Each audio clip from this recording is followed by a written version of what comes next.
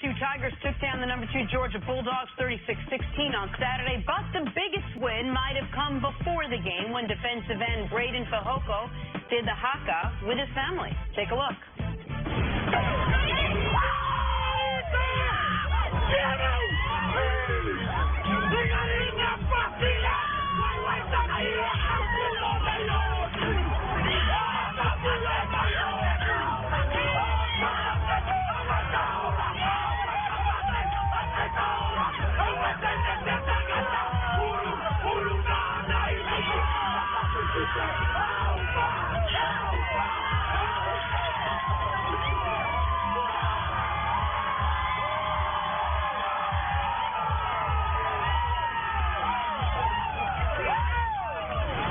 You get the impression more members of his family should have played football. Oh, my gosh. I love college sports so much.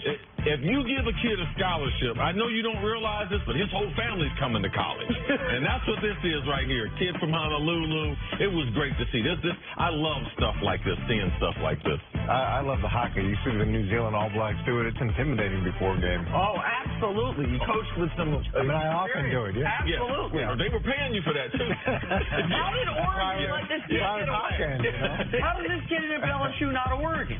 Like, what, see? Why you give me that mean look? Darting your eyes at me across the table. Oregon is supposed to get these kids from Honolulu. Who told you that? History told me that, see? Oh, okay. All History right. told me that. Okay, sometimes at Oregon you run out of money. You got to bring a bigger bag. Okay. You get a big guy like that? Dude, his dad looked like he could line up for a few snaps. Oh, yeah, they probably live in Louisiana, too. It's a practice deal. Bring the family, bro. Get them a job. So come on, you think they just flew there just for the weekend, just for the Georgia game? Maybe. I don't know. Oh, okay, yeah. You forgot. I forgot. You grew up way, way different than us. As you would say, is I can't prove that. Back to the NFL now.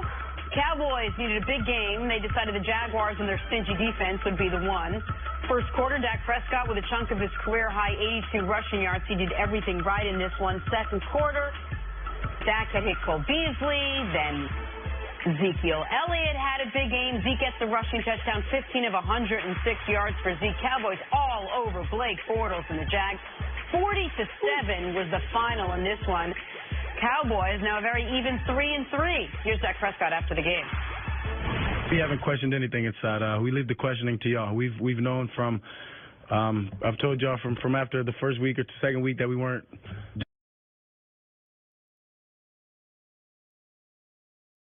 The difference was the night we made those plays, and we still missed a deep ball here, missed a play there that just allows this offense to be that more explosive. So, I mean, we know what we have, we know what we've got, so it's important us to just stick together, stay confident, and know the team that we have, and it was great to go out there and put on display. How much of a shock is it if this defense comes out and gets their considering the talent you don't have? I don't know, man. You guys have played together a lot as a second year. How do you kind of explain some of the blown assignments that you guys had early in this game? That much fun. Coach said that he felt like it wasn't an effort issue, it was a miscommunication issue. Do you agree with that? No. Jalen, what challenge did Cole Beasley pose today? No. Defense usually plays with a lot of swagger and confidence. What needs to happen to kind of get you guys motivated? I don't know. You got what it takes in this room to kind of regroup and get back on track. Yeah, we'll see. Is this still the best defense in the NFL, Jalen? Is this still the best defense in the NFL? We ain't playing like it. Coach, the transcription from this one was mind-blowing if you read it and didn't hear it. How surprised were you when you saw the final score here, if you didn't get a chance to watch it, and then you did to see what the Cowboys actually did against the Jaguars? Yeah, I don't know. Oh, no. I don't know. I don't know. Coach, thanks for joining us today. Really appreciate it. We'll see. Take a break. Yeah, a lot to say for that GQ article, though, Coach. Yeah. Yeah, you gotta deal with adversity, you gotta deal with success, you gotta deal with them both the same way. Are you the same player every week? That's an important part of it. Are you the same team every week? Now, the flip side of that, Dak Prescott, I think, should hold off on the "I told you so" part of the press conference with the media.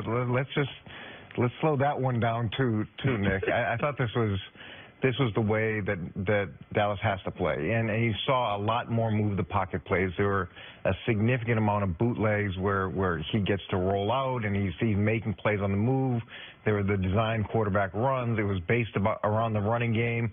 Now, what that does is it forces the defense to be in more zone coverage, which helps a guy like Cole Beasley, which helps those receivers because now they can find spaces in the zone. You know, Dak, when he starts running around, that creates some opportunities as well. Is it a long-term answer?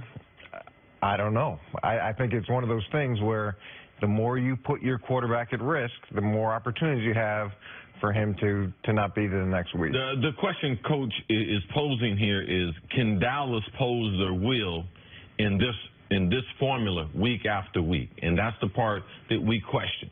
Like, can you have less than 200 yards passing and win an NFL game? It's going to be awful hard. Now, if you're going to face the Jags with Blake Bortles, no Leonard Fournette, then, yeah, you could probably be successful. It'd be easier to duplicate, especially getting off to the type of start. That defense, Dick and I talked about it earlier in the year, we thought they were going to be underrated. We thought they had the ability to be a top 10 defense. And it doesn't look like anyone's going to run away with from the NFC, so they still have time to put this team together. But Dak, let's not get ahead of ourselves. You are not an explosive offense. You are not a team that can back you up 35 times and throw the ball down the football field. So in this new NFL, where you have to be able to score, how can they come up with this same type of game plan where we're going to impose our will physically as far as an offensive line, because I thought the offensive line played spectacular. Now, I thought Jacksonville, later on in the game, they started blowing some coverages. They started pointing some fingers from a defensive standpoint. So that's something I want to watch going forward. But very, very positive for Dallas to be able to get this win with no one expected with this decisive margin of victory. This was the best game for the Cowboys all year, obviously. It was the most shocking result to me in the league this weekend. Not that the Cowboys won, but that they were up 24-0 at halftime. This game was over midway through the second quarter. That was shocking to me. The way that the style in which the Cowboys played is the style they've got to play, where they still 175 yards passing or 180 yards passing. Dak getting out on the run, I understand your concerns about his health doing that, but that is a weapon they have in an offense that doesn't have a lot of arrows to shoot. It's not a weapon though when people know it's coming. So if you're going to try to do this moving forward, they're going to have it. Like next week, you will have people expecting Dak to run the ball more. But if you want me to take the Cowboys seriously as even just a contender in their division, I got to see them take this show on the road.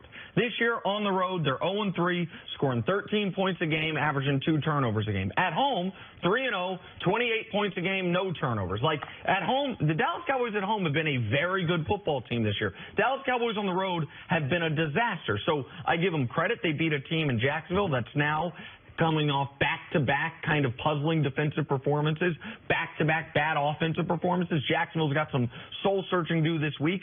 But the Cowboys they've gone loss, win, loss, win, loss, win. And that's also been road, home, road, home, road, home. They need to show some level of consistency if they're going to be considered a real playoff contender. So if having Dak run the ball is not going to be sustainable, is there something you can take away from that game, be it play calling, be it whatever it is, that they can now use moving forward that is sustainable? Well, it's not that it's not sustainable. You're just upping the ante on the chance of him getting hurt, and that's the risk you take with any running quarterback.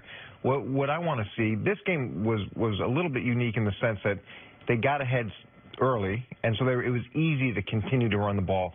Yes. When they're behind by 14 or when they're behind by 12 and they do need to continue to run the ball, will they have the patience to stay with that program? Mm-hmm. Oftentimes coordinators, once they get down by 10 or 12, that's what happened at Jacksonville. And you turn into this offense that you're not, and it only makes things worse. Where with Dallas, they can really continue to stay with the program and be patient, and that gives them their best chance, even if they're down by 10 or 12.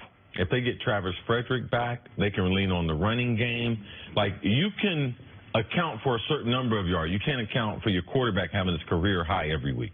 His career high going into this game was 50-something yards, 52 yards. I think he had 80 in this game, 80-something in this game. So you can't rely on that. That's why we say it's not sustainable. There's no quarterback that can take the pounding. Cam Newton can't take the pounding, so there's no way we can expect any other quarterback will take the pounding. I think them playing well at home. So now they're undefeated at home. Yep. They've lost all their games on the road. If they can get 7 wins at home, win 7 of their 8 at home. All they got to do is win 3 games, and they can get on into the playoffs. So I thought what they did yesterday was promising. You know, how can we continue to dominate at home? And we only need 3 road wins. Now, they haven't had a road win yet, but I believe those are realistic goals for the Dallas Cowboys. All right, Coach, stick around. Coming up, talk some Steelers. They've won, but they couldn't, of course, stay away from a little controversy. That's next on First Things First.